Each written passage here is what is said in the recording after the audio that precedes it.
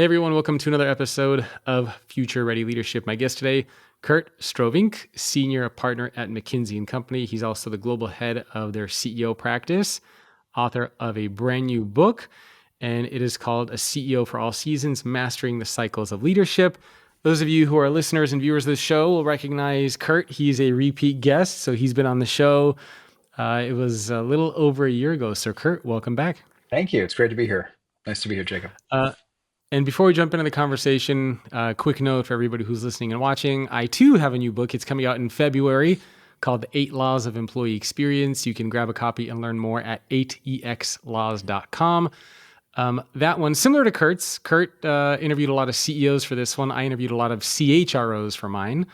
And I make the whole argument that a lot of organizations have lost their way, and it's time to get back to basics, the core things that matter to people and performance. Other thing I'll mention, if you are a CHRO and you want to join a group of your peers, you can learn more at futureofworkleaders.com. I think we have around just over 30 chief human resource officers from companies around the world, all of whom are responsible for moving beyond traditional HR to focus on the future of work and employee experience. You can learn more at futureofworkleaders.com. Having said that, Kurt, really excited to speak with you. Thank you for taking time out of your day. Of course. Great to be here. So before we dive into the details of the book, why don't you first give us just a little bit of background information about the research that you did for the book, any context that can kind of set this stage, and then we'll jump into kind of the meat of it. Sure. Happy to. So we have been looking at outperformance for CEOs for a while and have developed a bit of a methodology for isolating who are really, really strong CEOs over the last decade plus. And we identified effectively a group of about 200 of them. We sort of reduced that from a much larger group into thousands that were based on a couple different criteria. One was that they were in roles for more than 6 years, so they were sort of eating their own cooking. It wasn't like we were seeing the impact of their predecessors play through into their performance, even though it sometimes still happens. Okay. So Um, the 6 years had to be a requirement. You couldn't be in the role for 4 or 5 years, 6 years or more. Exactly, Okay. exactly. We did that Okay. largely to keep it, focused on things that they could affect. We also looked at total return to shareholders (TRS). We looked at excess TRS in each of their industries because they always vary. So we looked at Hmm. how they did versus peers effectively, and did they perform better over time, demonstrably. That was another big cut. We also looked at folks that were qualitatively reviewed by other bodies other than us as being exemplary in terms of leadership. Harvard Business Okay. Review does things, other folks do things. We included that as well, and then we made some adjustments just to make sure we were getting representativeness across the world. It was a global sample and across different kinds of small and large companies. And basically, we isolated a group of 200 that were the leading CEOs. We then interviewed 83 of them, mostly several Wow. times, and went deep into 3, 4, 5 hours of interviews, laddering techniques around what was the mindset under which they were acting and leading. And so these were not cursory interviews; they were deep ones as to motivation and strategy. Okay. So that was how we got some of the themes or the research that's behind the book. Very cool. And then, so who were some of the names that jumped out? Because I'm sure a lot of people are curious. Who are some of the names that jumped out as being in that group of the most successful CEOs? Yeah, so we had a ton, obviously, in that group, but Michael Dell was in that group from the technology Okay. space. Jamie Dimon was in that space from banking, as was Larry Yep. Fink. Ramon LaGuardia was there from Pepsi. Adina Friedman was there from Nasdaq. So we had a number of different CEOs. Sam Hazen was there from HCA in the healthcare space. So it was across all industries and quite a unique group of people. Hmm. Do you think the likability is important for CEOs? Because some of the ones that you mentioned in there, I'd say, are more likable than others. Like Jamie Dimon, for example, if you ask a lot of people, is he likable? He'd probably get a lot of flack for his return to office, for kind of his tough love approach. Right? I mean, earlier this year, he basically told employees, if you don't like working here, vote with your feet. You can go work somewhere else. I won't be mad at you, but this is the kind of company I want to create. Take it or leave it. I love that approach. I think it's necessary to have those types of strong leaders who are willing to step up. But some leaders, I think, focus more on being likable Mm. and on being softer. But Jamie Dimon, I think, is a very unique, and I'd probably put Michael Dell in that category too. I don't think he's really concerned with being likable. Mhm. Um, Is that an important factor, do you think, for a CEO or for any leader for that matter? Yeah, I mean, I would say they have to have a strategy, an authentic strategy for motivation. And they need to be able to motivate people. They need to be able to get the best out of them. They need to be able to um, get high performance out of their people. And that is a diverse function, as you know, right? There's lots of different Yeah. ways to do that. And I think it's partly about their strategies and their thoughtfulness of being able to capture hearts and minds and move people. And it's partly about the fit of those strategies with them authentically. People are quite real or they're not, depending on who they are. So I think all those people we talked about were excellent at getting motivation out of people, and they did that Yeah. often by being structured, being thoughtful about, by by making people play on their board rather than playing on other people's boards, and by, in some sense, creating a coherent system of management where folks were excited to participate because they saw that they could win. And so Yeah. I don't know about likability, but I do know that motivation would be a constant feature of excellent CEOs. And I also do think in my own travels, just having spent time with hundreds of CEOs just in the role I play, I do think that there's an important need to have a true north that's your own, to Hmm. be influenceable by people, to be able to source information, to learn at a fast clip. But you do have to have some legendary self-possession, an ability Yeah. to say, this is what I believe. I'm not just getting votes from people. Yeah, I probably wouldn't put. I mean, even in the previous book, I did the Future Leader. I did 140 CEO interviews for that one, and I don't know. I wouldn't put likability as like a top or an important characteristic. I think kind of the authenticity, the ability to motivate. Mm, But you look at somebody like Elon Musk. A lot of people would say he's not likable, mhm. but you're motivated because you're working on some of the most complex challenges in the world. Right. And his companies are not shy of saying, "Hey, if you work here, you're going to work like a psychopath. You're going to work crazy hours, but we're going to pay you well. We'll take care of you. And you're going to be working on some really awesome stuff with some of the world's smartest people. Yeah. But if that's not for you and you're not up to that and you don't want to work 70, 80 hours a week, you want kind of, work life balance, you shouldn't be here. Yeah. So I like your approach of just as long as you can motivate in your way and attract those types of people, I think Yeah. that's what's most important. It is. And as you Um, pointed out, I think also purpose matters. Most yeah. CEOs find a way, part of that motivation, to articulate or frame what's at stake that is inspirational to people. Yeah. Sometimes it's about winning, sometimes it's about broader purpose in society, but they rarely don't have an argument about why you should be on my team versus other people's. I had Patrick Lencioni on a couple of weeks ago, and we got into this whole discussion about exclusivity versus inclusivity. And we were kind of going back and forth on this idea that during and post pandemic, so many organizations and the leaders who run them focus too much on inclusivity, meaning they wanted to create a company for anyone. Right, we'll do anything to keep you here. We'll be anything to anybody. And as a result, they ended up becoming nothing to everybody. And so the idea of exclusivity is you don't want anybody to join your company. You want a very select group of people who align with the vision, the values, with the leadership style. And not everyone's going to be a fit for that. And, I think now we're starting to see more leaders realizing that. And they're coming out and they're saying, hey, we don't want anybody. We want this kind of a person. Mhm. I think that's actually a healthy approach. Yeah, I mean, I think certainly it's like good strategy for companies, and you have to know what you're trying to do, and you have to know what you're not trying to do. And I think strategies that are for everybody equally will be probably doomed to fail. But I also think that you need to make sure you got the requisite amount of diversity in your team, and I don't mean just ethnic diversity or style diversity, other kinds of diversity, because you need to avoid the promise or the problem.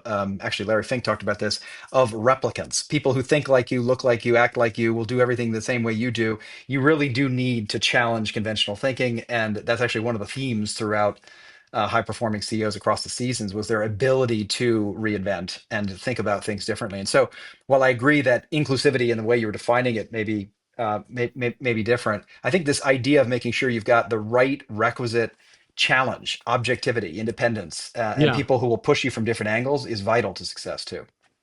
Yeah. I mean, for me, when we think about diversity, I think the most important type of diversity is cognitive diversity. And even in the new book that I have coming out, I cite several studies where researchers did experiments where they brought people who had different racial backgrounds, different cultural backgrounds, but they had similar beliefs. And then Hmm. they brought other people together who looked the same, but they had Hmm. different ways of thinking. And they Hmm. did comparisons to see who could solve problems better. And they found that the superficial diversity actually had no impact and no effect on teams to be able to solve problems quickly. But the teams where maybe they looked the same, but they thought differently and they came from different, backgrounds in terms of professional backgrounds. You pair up different people who approach problems differently. Those are the ones who ultimately succeeded and did more.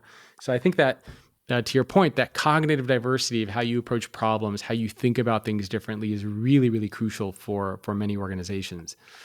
Um, Now, in your book, you have this framework of these four seasons, which I really like, a very clever way to think about it.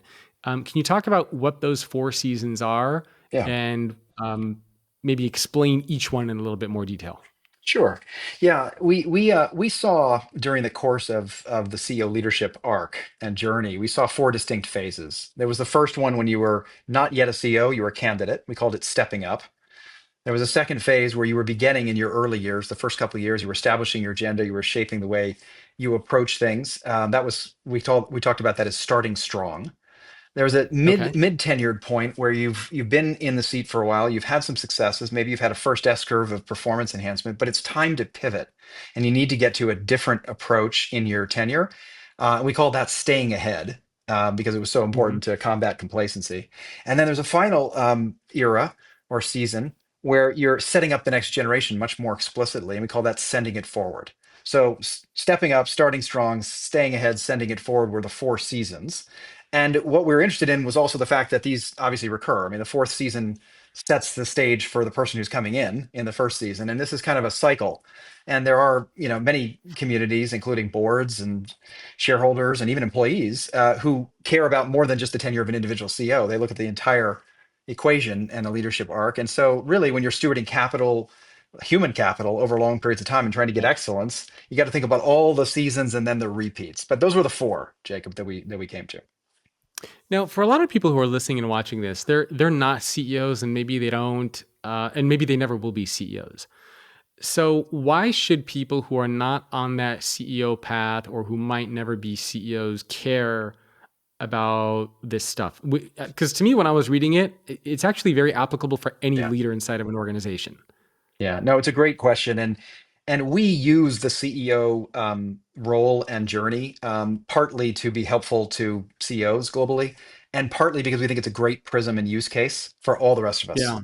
And so you're quite right. Any role has a before you were there, a beginning Hmm. stage, a middle stage where you've got to work, mix it up, and an end stage where you've got to be self-conscious about setting up the next generation. And in fact, thinking about heading into a role with that full arc in mind actually tends to make you more higher performing if you think about the fact that you're going to have to evolve through different seasons and you're self-conscious about those. So I think you're exactly right. It is for every executive, every leader in different walks of life. That's one of the main reasons we did write it, and we think that it's of use. And so people should care because the imperatives are different by season, and what the leading people did in their, say, early years versus their middle years versus their end weren't the same, and there were Yeah. different signature strengths from those, and we thought that that would be a contribution to leadership studies more broadly. I will also say that a lot of people, even though they're not going to become CEOs, they influence or are on senior teams of CEOs, or they're board members overseeing CEOs, or they're, as I said, employees, thinking about, what's the way in which the company can succeed overall, and the CEOs implicated. So I do think there's a lot of adjacent people to the CEOs who will also hopefully find this book interested, or they just have it in their mandates already. Yeah, it's kind of like a literal book for CEOs and a metaphorical book for all leaders. Everyone can think of themselves as a CEO inside of an organization in some way. So Yeah. let's unpack those seasons maybe in a little bit more detail and give some context. Which one do you want to start with? Yeah, well, maybe start with the first one, the first season of kind of stepping up. This is a very interesting phase because we found that some of the leading CEOs, so this is the group that did particularly well over time, Okay. was pretty thoughtful about what they did to prepare to be CEO. And there were a couple things that came out through that. One was we talk about it as gut checking motivations and actually asking the question. It seems basic, Mm. but do you really want to be a CEO? Do you know what it entails? Do you have a vision for the company for which this is actually, an instrument? Or are you just sort of floating up to get the highest job because that's the thing to do, and more money, more power, that should be positive. Yeah. And so we did find that CEOs spent time thinking about whether they ready, was their family in a situation that was set up for success, what was their vision, et cetera. So that was one. And um, and by the way, and this can so you can ask this question just for leadership. Am I ready to be a leader? Why do I want to be a leader? Correct. Am I set up to be a leader? Right, right. What are my motivations for being a leader? So you can just replace CEO with With leader. whatever the That's yeah. exactly Okay. right. You could also think about this as I'm heading into a new role, or I could be considered for a new role. Do I want that new role? what what Yeah. what am I going to do with that new role? And I like to advise people often to think about it like you're an investor, and you say, is this a role that I would take because I think I can change and I can have impact with it? And Hmm. and what's my thesis for why I could do that, and the team I could build around this, not just me? And is this something that's going to create impact when I look back in 5, 7, 10 years? And so that was one thing that stood out, was gut checking the motivations. A second was they were thoughtful about building a perspective on the company and the future potential of the company. And they really invested time and energy and invested in it. So they thought deeply about which businesses should we be in? What other, in the 3, 5 year, 10 year period in front of us, are there things we have to change in terms of strategy? They committed themselves to really think hard about the strategies of the companies, even though they weren't CEOs yet. They acted, to your point, like the surrogate role, the prism of a CEO. They said, I'm a CEO in some sense in waiting if I want to do this. What would I do in that position? They put real time against that. So, Steve Schwarzman at Blackstone talked a lot about it's important to be able to see around corners and anticipate things, urge people to Yeah. think about that even before they were CEOs. Mike Wirth at Chevron was also very focused on getting a 360 view of everything that happens in the company in the future. So that was a second point. The third was they had a sort of a development plan for themselves. They had a like learning journey. They were humble enough to say, I'm not perfect. There's things I got to work on. um Mm. and Robert Smith at Vista was said in one interview, I thought that was very revealing. He sort of said, look, for those of us who are right-handed, you got to figure out what the left-handed skill is and practice that before you become CEO. And so it might be, you might be benefit from being a board member at another firm or something to see what it's like to be, a CEO from Yeah. that vantage point. You might benefit from a business or understanding a business that you don't currently run. There could be any number of things that you try to round out in your profile. And they did this, by the way, without underperforming in their current job. So they didn't take their eye off the ball as part of doing this Mm. new leadership journey, but they did put a more self-conscious way to learn on the table. And then the last thing we saw in this phase was that they did understand the selection process. They were mindful of whatever process or context they were in, the search firms that were running it, et cetera. But I think interestingly, it was the other three things they did before that. They didn't just jump to understanding the process and trying to win the game. They cared about the motivations. They cared about the view for the company, and they cared about their own self-development. Yeah, I like that working with the left hand if you're right-handed. It kind of reminds me like a buddy of mine. We're going to be playing in a pickleball tournament in a I don't know month or so. And so today, for example, we were practicing and we played a game where you can only play with your backhand. Right. So you can't, right. Because everyone's stronger with their forehand. So you're trying to kind of work on, what most people are weak with. So we Yeah, played several games where you can only hit backhand shots. yeah, And to your point, right, it's easy when you just do the things that you're really good at. right. But in a game of pickleball or in a game of tennis or ping pong, people are not just going to serve to your or hit to your forehand all the time. You're going to get shots that go to your weaknesses. And same thing in business, right? You're not always going to be responsible for a company when it's super profitable and you're getting tons of money and everyone's happy. You're going to go through challenges and you have to know how to figure that out. So I love that, figure out you're right-handed and do something with the left hand. I love that approach. Okay, let's jump into the next season. And actually, did you find that there were certain CEOs that excelled at certain seasons more than others, or did you not go like that granular into it? Yeah, we found overall the surprising things was that while there are differences, most of these leading CEOs did well in all seasons. In fact, one of the things Okay. I might mention just as a finding was that usually in the literature people say CEOs have sophomore slumps. They usually start well, and then there's a bit of a lull, and then they figure things out and they go forward. And there's a number of books that have written about that. We did not find a sophomore slump for these 200. We found that they actually cruised throughout. It wasn't that they didn't face challenges; they did, but they Yeah. adapted quicker. They learned faster. And Okay. we thought that that was actually an interesting finding. So the answer is it's pretty consistent over time, Jacob. But I wouldn't say that there weren't differences between them. But what's remarkable, the takeaway in my mind would have been how consistently resilient and high performing these people were. Even when you'd think, even towards the end of their careers, when you would think these are household names that have arrived. How do they have energy to do anything? They just coast. Not these people. Yeah. They did not coast. They were constantly renewing. They were almost uh, you know, and I'm reminded of a comment from Sam Hazen. He said, "I always play like I'm down a touchdown at halftime. Doesn't matter how we're doing. I'm going to play in the second half, and my whole team's going to play like we're down at half." And it was this Yeah. chip on the shoulder or constant renewal or pushing against complacency was a big theme. So I'd say it was across all actually. Did you talk to these CEOs in terms of what it took to get into that role? Because one of the things that I'm always really interested in is, very few people realize the sacrifices that are required to get into Mm, those roles and positions. I can't tell you how many CEOs I've interviewed on my podcast where they're telling me they work 70, 80 hours a week. They've missed important life events for their kids and their families. But they have to make these very difficult and tough sacrifices to be in their role. There's one CEO inside of an organization, and obviously you get paid tremendously well, but you also have, the entire burden of the company on your shoulders. yeah, And I think a lot of people think that even just general when you get into leadership role, oh, I get the more money and I can probably work less. But I find the more senior you become, the more you work, the more sacrifices you have to make. yeah, Did you talk to any of these leaders in terms of how many hours are they working, sacrifices that they had to yeah. make? Like what did it take to get into that role? So absolutely, deeply, and I think most would say that a complete separation of kind of work-life balance is a fallacy. They would say it's Yep. about integration of one's life that includes multiple things. A lot of them would focus not just on time and time management, but energy management and Mm-hmm. thinking about how to get renewal. And they might be working in terms of time a lot up towards some of the hours that you described, but they found ways of pacing themselves or thrilling themselves or having energy in certain ways or even organizing their calendars so that with an energy lens as opposed to a time lens that gave them a sense of fulfillment, even though they were working super hard. But I think the integration was the Yeah. order of the day as opposed to the partitioning.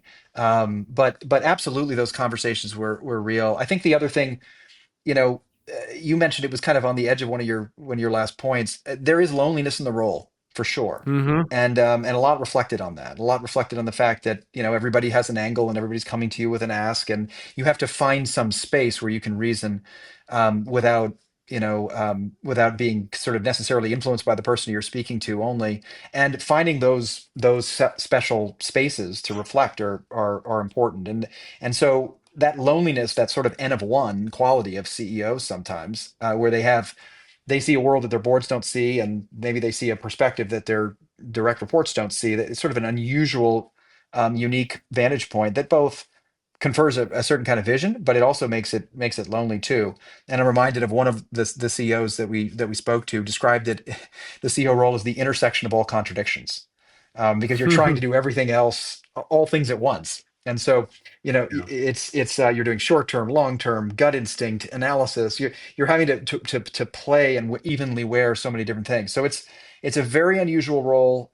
There was a lot, though, on the feeling of that, to your question, how difficult it is to be in that role as a person. People weren't whinging or whining, but they were observing that, yeah, it takes a lot of emotional fortitude and energy to push through. And it's not just about time management. Yeah, I remember when I talked to the CEO of Sam's Club on my podcast, and he was telling me he works upwards of 80 hours a week, and he's constantly on the road visiting a bunch of the Sam's Club stores. But he said he actually takes his kids with him. And Hmm. so he found a way to kind of blend in the personal with the work. And he said, yeah, the kids love going to the stores with me. They travel with me. They meet people with me. They love that aspect of it. So yeah, he's working the 80 hours, but he found a very creative and clever way to also bring in the family time with him into his work time, which I think is unique. And so yeah, I think that speaks to what you're talking about. You're not gonna like very rarely, I think, do you talk to a CEO who says, "Oh yeah, I have a weekend." Right? There's no there's no Right. such thing. Right. And Okay, often so let's jump. often Saturday mornings are the time that you get a chance to reflect, maybe move up on the balcony, sort of think a little bit more because the week has been so intense. But of course, that means you're working Yeah, in a different way. So yeah. Okay, let's jump into the next season. yeah, so this was the starting strong season, and this was all about how do you establish yourself as an early CEO. And there's a lot here that we found, but if I were to synthesize up, there's lots of different stories in the books. Um, one interesting thing was that some of the leading and best CEOs didn't make it just about their own personal preference, what they wanted to do. They thought about what the company needed, and they tried to go about a process of Mm, discovery to figure out what that was. And it's hard because everybody's coming to you asking you, what do you want to do? What do you want to do this? How do you want to? The questions are all framed in preference terms. Who are you? You're now the leader. Tell us what to do. How long do you want the drapes to be, etc. What color? Everything is about your personal preference. But the best CEOs saw the transition itself as a public good.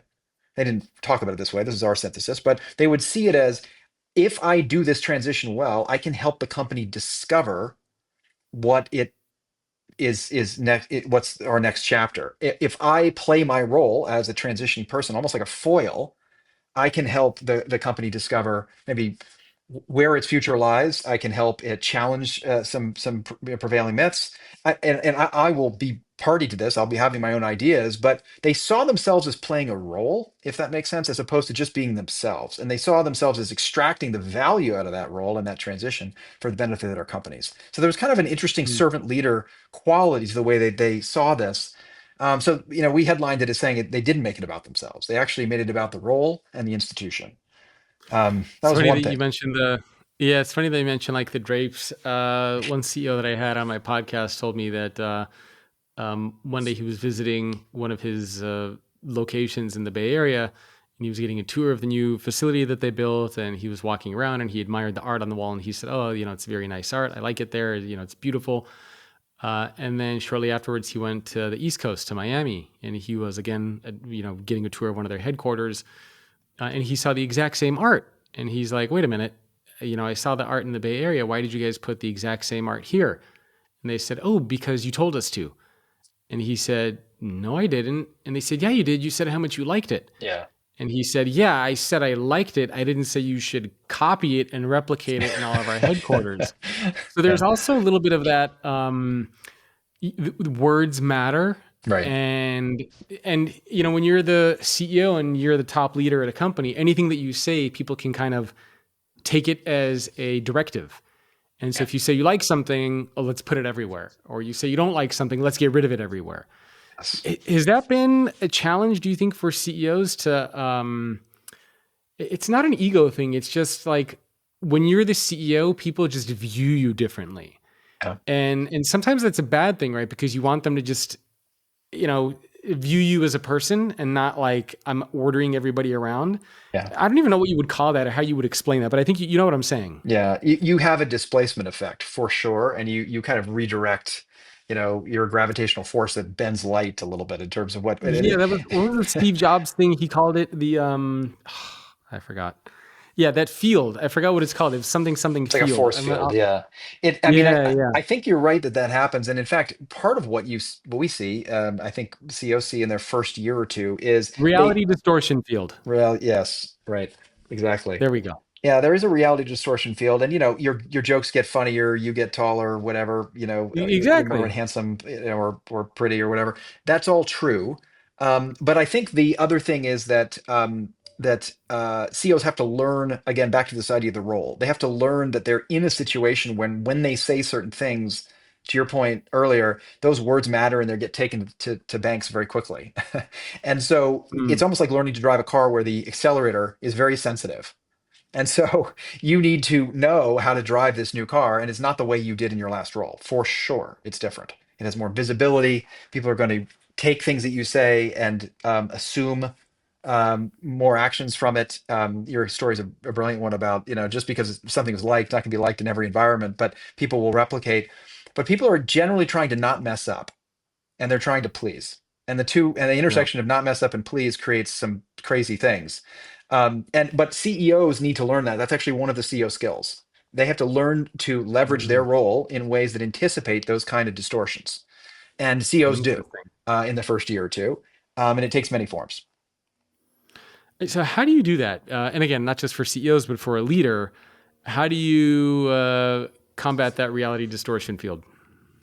Well, I think there's a couple things I've seen, great leaders do. One is they are conscious of their question to kind of assertion ratios. They're thoughtful about asking questions, not always Wow.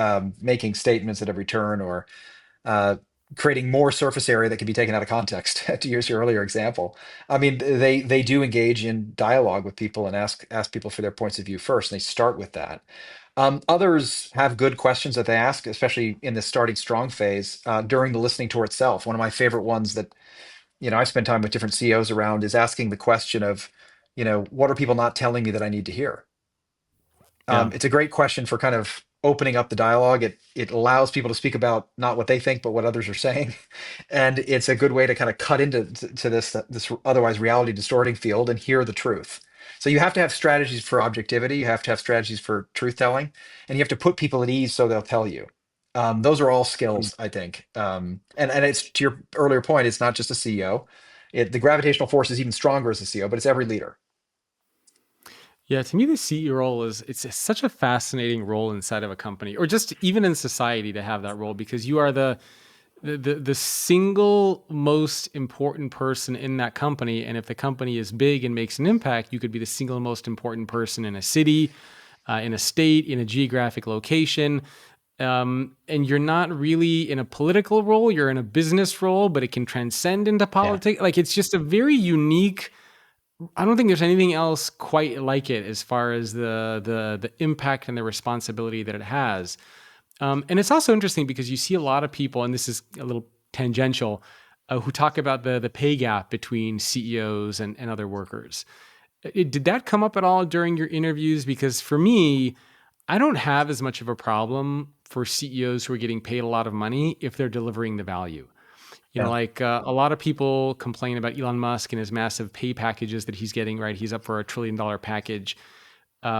But if you look at the value that he created for Tesla, um, I mean, I don't remember offhand what the multiple was, but basically the board gave him some pretty much unattainable goal for his mhm, business package, his previous package. It seemed like an unattainable goal. It was just crazy, and yeah, nobody thought he would ever achieve it. And it was going to be a ridiculous pay package if you can achieve that goal. yeah. And he achieved it, right? Right. So for me, it's kind of like the number of jobs that somebody like that is creating, the impact that they're having, they're achieving the goals that they were set out, the revenue, the return they're bringing for shareholders, um, the impact that they're having on society and the world. I mean, if you're doing the things that you need to be doing, I have no problem with you getting paid that amount of money. How does that? And I know that's very controversial. I'm probably going to get some angry emails after this. Did that come up at all during the conversations? Well, we didn't talk about that explicitly. It wasn't a point of focus in our book, but I will say that the this population, the 200 that we talked about, these leading CEOs, did um, lead companies that created huge return to shareholders, as you pointed out. And in fact, Yeah, it was on the order. It's kind of amazing when you think about the top quintile of of CEOs, like overall in the overall market, and you look at the total return to shareholders. Actually, in this case, we did it on economic profit, and you compare that group, the top quintile, to the next three quintiles combined. What do you think the factor was? Like top quintile versus next three economic profit, all across all industries over a decade or two. I mean, just roughly, what's your guess of the okay, wait, amount? wait. Ask the question one more time. So top quintile of CEOs leading companies that are creating economic profit compared to the next three quintiles combined. So quintiles two, three, four. What do you think the multiple you'd put on that was? How much more they achieved than the other three? Yeah. I want to say like a realistic number, but then I don't want to say anything stupid. Um, I don't know, 5 to 10x. Yeah, so the number is 30x, 30. Wow. Amazing.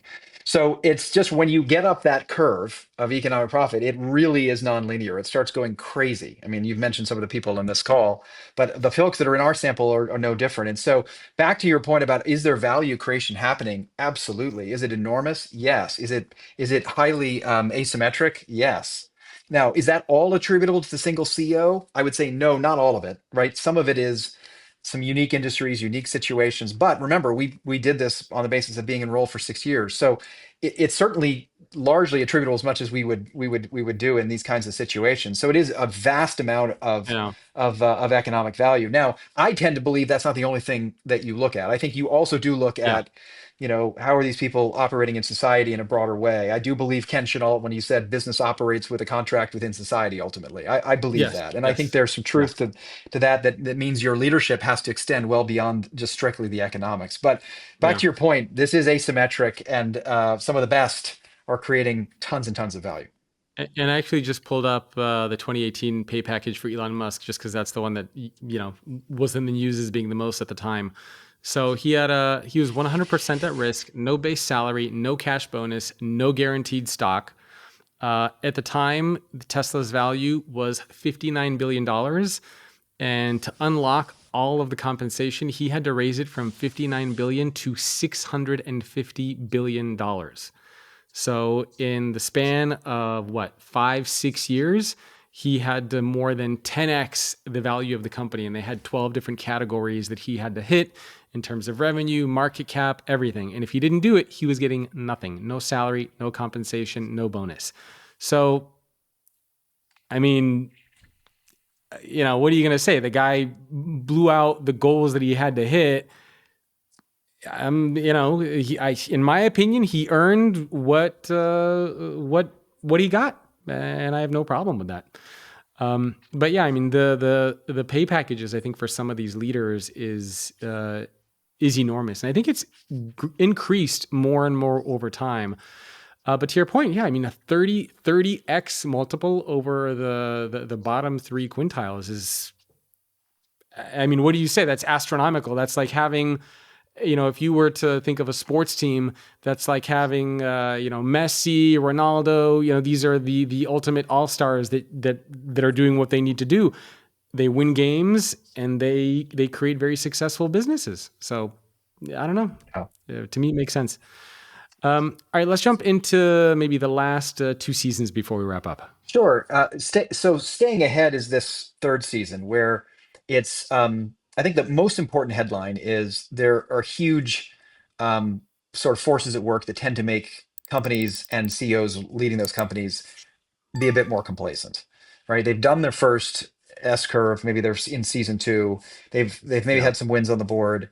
It's tempting to say, I've done my strategy, I've committed it, I've said it 100 times, and so I believe it myself, and it doesn't change, and I did that check.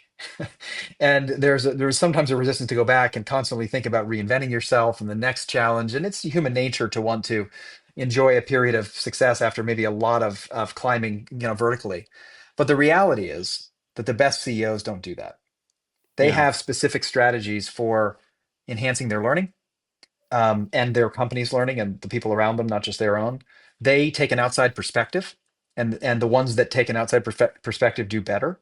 Um, they think about the next S curve that they're shaping, and they do that, and they're usually looking to pivot. They're asking themselves, "I want to leave and get to the next S curve before I absolutely need to, but at an optimal time." And sometimes that means Mm. they have to act out in front of their management teams to push because everybody else feels comfortable with the current course and speed. And it may be that their current performance is great, but it's not going to be in a year or two unless they act now. And so it's a Yeah. complex question. And what we observed is that a bunch of CEOs have different strategies for doing this. I mean, Jamie Dimon, talked about large organizations come to rest. They're just built to be inertial. So you have to be a catalyst and you have to shock it as a leader. And if you don't do it, it's nobody's fault in some sense. Somebody's trying to slow down, but it will come to rest. And I think that's back to your original point. I think that's something we should all think about as leaders outside of CEOs is if we're not providing a little bit of that executive energy, intent, pushing the envelope a little bit, setting higher aspirations. I often say you need a strategy for stretch. of the team. Yeah. If you don't do Well, you that, mentioned it might not happen. yeah, and you mentioned this idea of getting ahead of managers sometimes too. I remember reading Bob Iger's book, The Right of a Lifetime, where he talked about when he acquired Pixar and how everybody on his team basically told him it was a bad idea. The numbers didn't make sense. It was going to be too expensive. Don't do it. Bad idea. He did it anyway, and it ended up being one of the best acquisitions that Disney's ever made. Mm. And so sometimes you have, to your point, thinking ahead of your management team, thinking ahead of everybody. And it's hard, right? Because when you have your board and you have everybody around you telling you something doesn't make sense, but you kind of like you feel that it makes sense, Mhm. but you can't justify it in the numbers. It's a very difficult spot to be in, but it's also the responsibility, right? The unique power that you as his CEO have because you can still override and do it. Um, and hopefully it pays off. Right, right, and we talked about it earlier. You raised this point about likability versus, maybe we talked about motivation as being maybe a better way to think about it. But I think you have to be selective hearing sometimes as a Yeah. CEO if you believe in certain things. So everybody in this phase had that outperformed had they didn't do it themselves. I should be very careful in saying they looked for collaboratively how to shape with their teams the next S curve. It wasn't as if they were always out in front of their management team, but they were prepared to make a call and make a pivot, maybe before others thought was necessary, and that created a lot of value. They also thought about future proofing the organization and what would be coming down the road that would be a problem.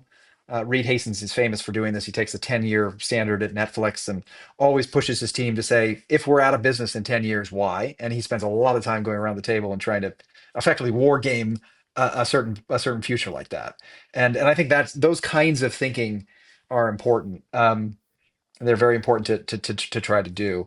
And Hmm. Michael Dell shared a story with us that I thought it was fascinating. His particular way of creating stretch or um, you know uh, inspiring his management team to think differently. At one point, he said, there's going to be a company that's going to put us out of business. It's going to be faster than us, it's going to be cheaper than us, it's going to be better than us. And it's going to put us out of business and succeed. And you know which company that is? And he basically said, it's going to be us. That's what we're going to do. Because the only way to beat a Yeah. company that's going to be in that form is to become one. And that's his way of doing it. But I can tell you from listening to him, it's a very authentic view that he has. Other CEOs had different strategies for combating complacency and ensuring stretch. And I would say the finding is that every CEO had a strategy for doing that in this middle Hmm. phase.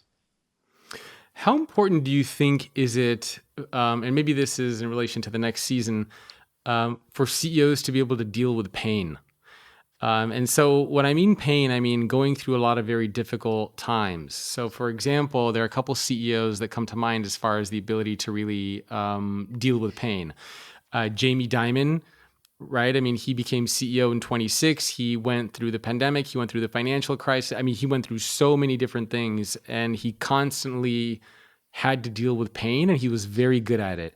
Hubert Joly, the CEO of Best Buy, when he took over the company, everybody thought it was going to go bankrupt.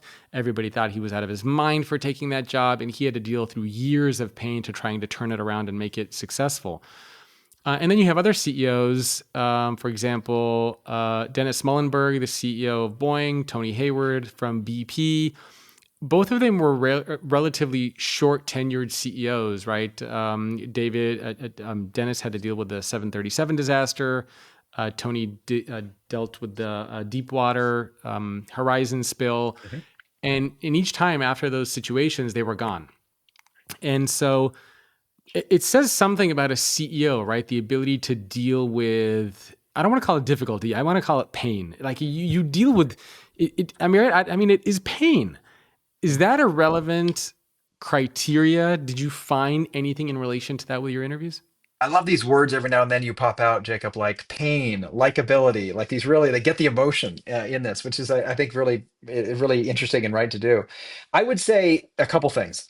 I would say the CEOs that we saw definitely were resilient, and they definitely had hits that they needed to take. Sometimes we talk about amplifying versus absorbing, and we say you got to be able to absorb, not amplify. They had that ability. They were self-governing enough to not freak out and lose their stuff when a circumstance was imposed upon them for a period of time and they had to find a way out. So they were inveterate problem solvers. They were resilient for sure. And we actually have talked. We've actually worked with some of our clients to help build resilience in organizations under a heading of building Mm. leadership factories and future people who have what we think are the endowments that are going to matter for the future. And we've often talked about the intersection between stoicism and levity as being Huh. pretty important for leadership in different ways, and resilience in particular. You need to have like a realistic view of what's parametric and a realistic view of what's strategic that you can control. The first you can't control, the second you can. And to really think about how do you build leadership skills so that people can sort of depersonalize, understand that they're in unique roles, keep a low heart rate, and be effective in those environments. So I think the pain threshold, if I could put an extra word on top of your word, is an important one to be high for leaders because a lot's coming at them, and they need strategies of being able to govern themselves to better prepare them for leadership in the world. So I do think that's a big part of it. The other thing I would say is leading CEOs also had they had optimism. Ultimately, they believed in something. They were upside oriented, right? It doesn't mean that they didn't see Yeah. risks. They didn't solve for them. They weren't Pollyannish, but they definitely had a sense of yes, we can versus here's a thousand reasons for why we can't. Yeah. One of the other things, the other interesting points that you talked about in your book, and maybe this will be the last question before we wrap up. You said 30% of CEO success depends on your predecessor. And one of the things that I found interesting, and kind of going back to likability, if you think of modern day CEOs, I think there are more, and I was doing some research on this, I think between 35 and 40 CEOs who are either at top companies today or were recently at top companies who worked with Jack Welch. And Jack Welch is one of those people who you look at, and a lot of people today hate him. I mean, there was a book, and I had him on my podcast, David Gellis, who wrote something like The End of Capitalism, how Jack Welch destroyed the heart of America or something like that. Mhm. And so you ask a lot of people today, and they say, oh, Jack Welch pioneered mass layoffs. He's this terrible person. Everybody hates him. But at the same time, 35 or 40 CEOs came from him, like David Cote from Honeywell, David Calhoun from Boeing, Omar Irshak, Medtronic, Bob Nardelli from Home Depot. These are people who are collectively running some of the world's biggest companies who worked under Jack Welch. So, I'm kind of curious to get your thoughts on just that, the whole idea of being able to create successful leaders under you, Mhm. and kind of that dichotomy of somebody like a Jack Welch, where he's, depending on who you ask, hated, but he's created so many successful leaders. Yeah, it's a great question and a really really deep one. I mean, I think what I would offer for it would be, I do think great leaders build leadership factories. Yeah. I do think that they often will create companies that become academy companies, as I sometimes call them. Those companies Mm. that train other people, other CEOs that go other places. That tends to be something you see in the really great CEOs, especially if they've had longer tenures than the average CEO, which might be 6 or 7 years. If they've 12, 15, they've really been there for a while, they can build enduring institutionalized capabilities and they can often export those, right? And be an academy company that builds leaders. So I think you're right that that tends to be a signature strength. And I also think that it's hard to know because academy companies also, once they're built, they attract people. People come to the company because they want to be at the company. So yes, there's a Yep. correlation with the strong leader, but there's also an amazing company. And so I think it's one of these shared things, several fathers and mothers, if you really think about attribution. But I definitely believe that CEOs that just think about their own tenures and their own legacies are not as strong. And this last season, our fourth season, is all about sending it forward, preparing the next generation, getting people to step up. And some of the things you have to do is decide to leave. You have to make a finite decision to do that. And as we talk Not about, easy. not easy to do. You have to know where you're going. You have to have an emotional reason and be affirmatively choosing to leave because you want to go to do something else. And you also need to be very thoughtful about how do you set up the next generation. And so that there's a lot of art in that, but some of the greatest leaders, their biggest tests is the fourth season because that's in Mm. proportion to their shadows and their distinctiveness and their reputations. They got to get out of the way, and that's hard to do, especially if they're great and legendary and they're all household names, and sometimes even harder for founders where they merge with the company's identity. So we're particularly interested in this fourth phase because it's a period where the greatest act of servant leadership can be done, which is to set up an institution, after you that's not about you. And that's Hmm. another thing we find fascinating in that season. Maybe one last question to wrap up, and I don't even know if this question makes sense, but is there like a collective season that you think we're in right now, as far as where is the business world in terms of leadership? Yeah, I mean, I think these four seasons are meant, sequentially throughout one's particular tenure. So I guess they're always going on. We're always in different seasons depending on the context and the person. I do think that this idea we talked about at the beginning of kind of there is this underlying servant leadership moment where you need to lead not about just your personal preference and yourself, but on behalf of the betterment of the companies you serve. I see that in season two when people Yeah. think about setting up their firms, and they don't just think about their own personal preference when they come into the role and they use themselves as a foil. I see it in season three when they might be pivoting out in front of their management team to change their strategies in the second S curve, and I see it in the fourth season when they might set up, or as we call it in the book, give a gift that only they can give because of their equity to clear the field for the next generation to be successful. So there is this red thread of servant leadership that runs throughout it. And that may be something of our time that isn't really talked about that often because we focus a lot on people who are winning and powerful and successful, but we don't always look at the acts of servant leadership underneath this that they may do. And the best ones seem to do that for the betterment of their organizations. Kurt, where can people go to learn more about you, your book, anything you want to mention for people to check out? Yeah, I mean, certainly can see me on LinkedIn. We are doing a series of sessions with CEOs and obviously choice podcasts like this one. They can reach me at McKinsey.com. And obviously the book has other information about all of us as authors. And we're our goal here is to help as to make a contribution in some ways to help CEOs achieve full potential and role. And our view is that one of the biggest opportunities in global business is CEOs operating at the top of their license. I love it. Kurt, thank you so much for taking time out of your day. Really appreciate it. Thanks so much, Jacob. Thanks for tuning in to today's episode of Future Ready Leadership.